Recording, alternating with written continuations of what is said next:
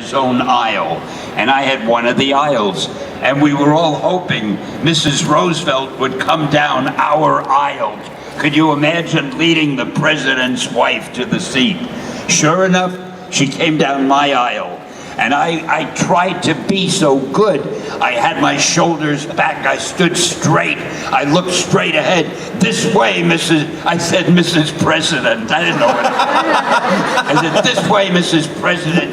And I'm walking with my flashlight and my head high, and some rotten guy had his leg in the aisle, and I tripped and fell right on my face. The next thing I know, Mrs. President is helping me to my feet. Are you all right, young man? Oh, it was the most embarrassing, but if ever you want my most embarrassing That's moment, the one? that was it. What do you say to Mrs. President when you fall? And I said, thank you for helping me to my feet, Mrs. President. I don't know what the hell I said. So that leads to an interesting question. That was the perfect natural segue. How many presidents have you met, and who's the most memorable? Let's see, I've met President Reagan. I'll tell you a funny thing about President Reagan. I was sitting across a table from him. He was sitting where you are. Well, here's a table, and I'm sitting. It was a dinner. And for some reason, I was a guest at the time President Reagan was. So you're the president, I'm me. Okay. Now, you're sitting facing the President of the United States. What do you say to him? I couldn't think of anything to say. Finally, I said, God, oh no, I know. He had been president. He was now president no longer. This was a dinner date for the ex-president, Ronald Reagan. So I said, gosh, Mr. President, yes, you must be so relieved that you're not the president anymore. You don't have all the world's problems on your shoulders. You can relax. And I'll never forget his answer. He looked at me with his eyes wide. He said, no, I love being president. And he gave her a kiss on the cheek. Then it was my turn. So I walked over to him, and he put the thing around my neck with a plaque. And I don't know what made me say it, but I said, I hope you're not going to kiss me too. And he started laughing, and I started laughing, and some photographer took a picture of us, and I have it in my office back wherever the hell my office is. The two of us standing there laughing, and if anybody had seen the picture, they'd think we were like old friends. But it was only a 1-minute thing. I said, I'm not going to have to kiss you too. So anyway, then you guys had to make out. Did you have any interaction with Frederick Wortham? And Frederick Wortham was the psychiatrist who came up with the seduction of the innocent in the 1950s, who said comics are bad. It was what led to the creation of the comics. Yeah, that led to the Comics Code Authority. What was that period of time like, and what was going on in comics, and was this guy just a fearmonger? Like, what was the situation? Well, this guy Wortham was a psychiatrist, and he decided comics were no good for kids. And he got a lot of publicity by doing interviews with newspapers and radio shows, telling parents that their kids shouldn't read comic books. And I was heartbroken because, believe it or not, that man had written a book years before about a young boy who had murdered his mother. Oh my God. A young boy, there was something wrong with him. Somehow or other, I read that book as a kid. And it was a beautifully written book, a real detailed case study of what caused the boy to go crazy that way. And now to find out that the man who wrote that book, which was beautifully written and interesting, was on a crusade against comics. I couldn't believe it. But he turned into a real nutcase, and he bothered the publishers for a year or so, and then he drifted away, and I don't know what became of him, but comics are bigger and better than ever, so that shows what he is. Yeah. Just so you know, he died in 1981, so you win. What's the story behind the trademark aviators and the mustache? You have a very signature aesthetic. So where did the aviators and the mustache, like this look, the Stan Lee Only he would say, you have a special look with glasses. You do, yes. People who wear glasses wear them so they can see better. But yours are very specific. Not a special look. You have you could wear any type of glasses, but the aviators and the mustache. These aren't aviators glasses. Look, they're regular glasses. Who set this man up to torment me? Well, that's it. Who arranged this interview? This just ruined my friendship. This ruined The our friendship. mustache,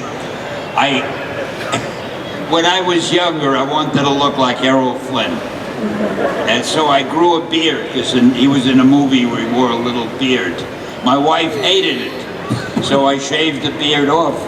But I didn't want to lose all of Errol Flynn, so I left a little mustache. I thought maybe she wouldn't notice. She noticed, but she said I could keep the mustache. So this is my Errol Flynn mustache. These are my ordinary glasses. All right, Like every human being we'll have has. to agree to disagree on this point.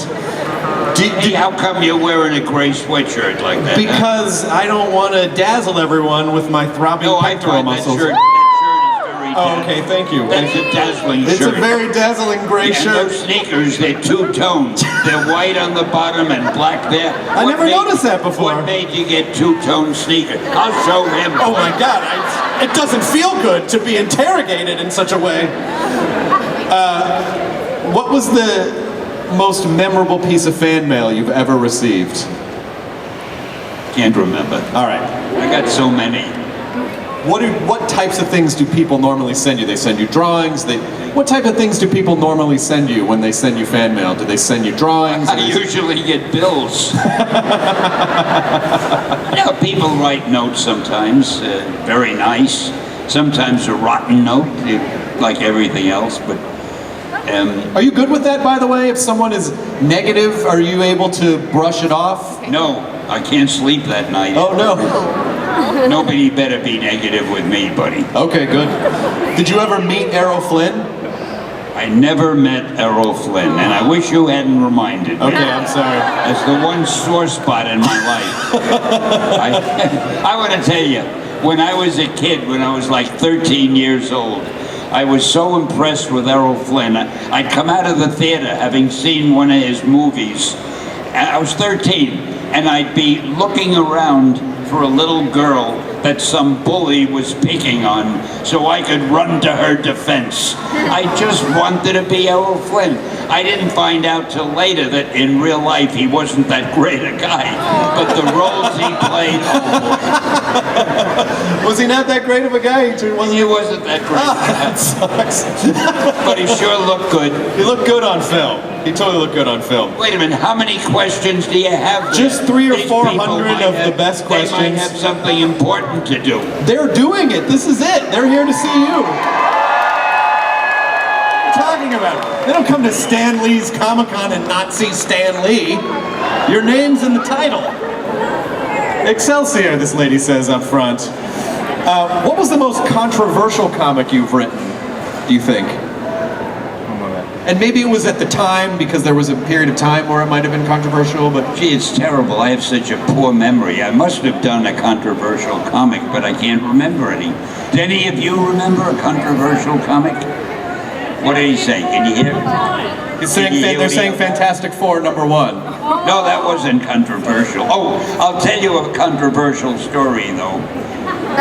With Spider-Man. Some of you may have heard this before. I've said it before, but I'll never forget this story.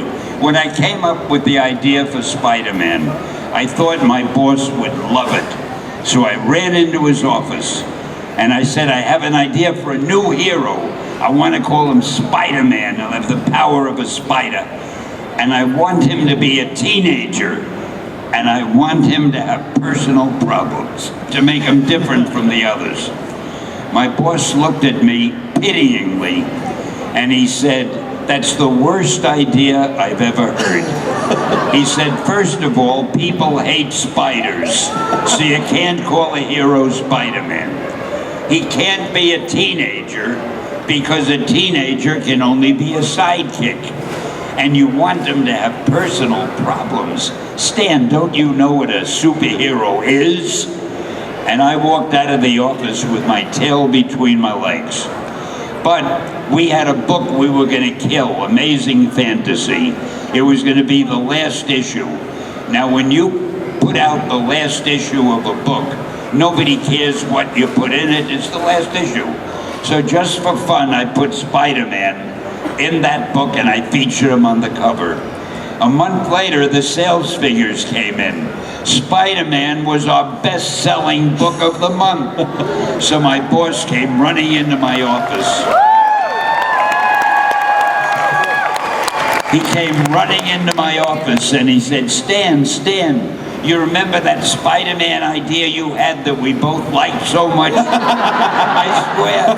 He said, let's make it a series.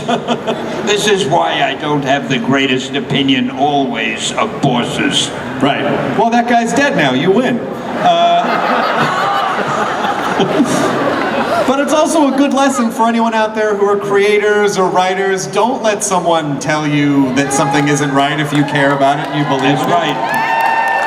I mean, this man built the whole, because sometimes people don't have the vision that you have, so if something doesn't exist yet, other people who are of mediocre minds maybe not be able to recognize the genius. So stick to your guns. Stan Lee is an example of that, an inspiration for that. The son of a gun said it better than I did. We're friends again. So when Star Wars came out, apparently you had to be convinced to publish the comic book. So what did you think of the Star Wars phenomenon at the time? That Star Wars phenomenon. I am so jealous of George Lucas. You have no idea. I had to make up all of these characters. He makes up one thing, Star Wars, and it beats everything. I hate him.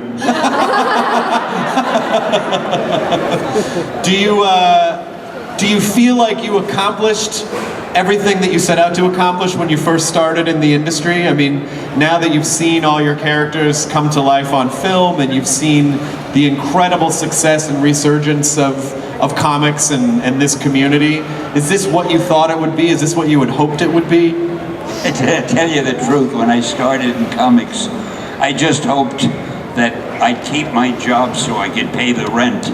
I never in a million years would have thought I'd be sitting on a stage in a panel talking about these great comics to a million people.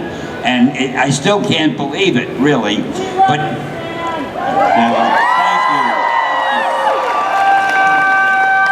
thank you. It's been a great ride. It really has, and I'm enjoying every minute of it. And when I see people like this, they're bright and they care and they're interested, and they come here, and then after the panel, they'll be discussing things themselves. Is he really as dumb as he sounds? You know, the usual conversation. But it's fun. The whole idea of writing.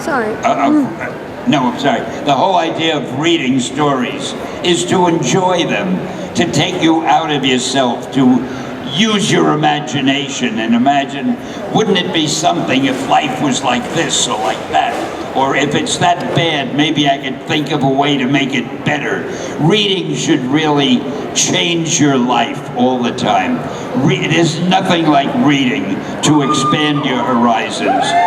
And I want to compliment all of you, because you are readers, you have imaginations, and you even sit and listen to me this long a period of time. I don't know. Well, I have to say, this was about all the time that we had, but I want to thank you for being the grandfather of this community and for fostering all of this. I mean, we're all here because of you, and it means the world to me and to these fans that you come out and talk to them. So everyone's already standing, so you got an automatic standing ovation the second you came out. But I want to have a huge hand for Stan Lee. Thank you for coming. Can we get a picture with everyone before we go? I want to get a picture with everyone. Only if you promise to give me a copy. You will have a copy. I never get copies of these things. Which way do I face? But they're over there. I'm not turning my back to my fans. Here we go. So we're right here.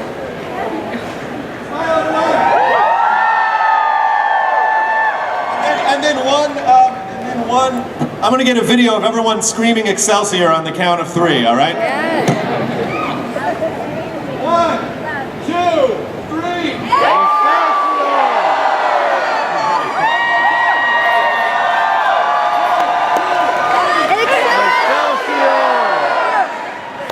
Hey, you.